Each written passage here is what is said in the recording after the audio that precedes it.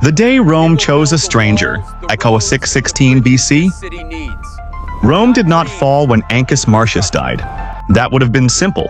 What followed was worse because Rome stayed standing and every man in power began to measure the city like a prize. There was no written constitution, no fixed law of succession.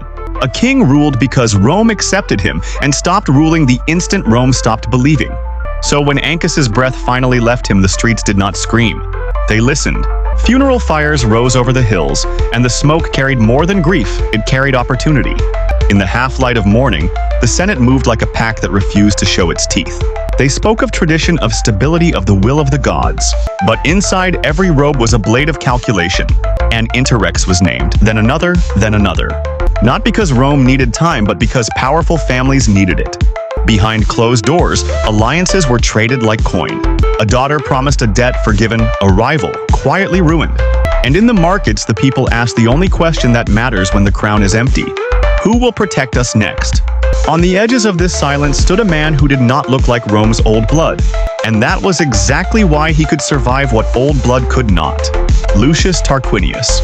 By birth Etruscan, raised in Tarquini, where wealth was visible and ambition unapologetic. He arrived in Rome with a name that opened doors and gold that closed mouths. He dressed like a Roman when Romans were watching and thought like an outsider when they were not. Beside him stood Tanaquil, his wife, sharp-eyed. Calm, dangerous in the way intelligent people are dangerous.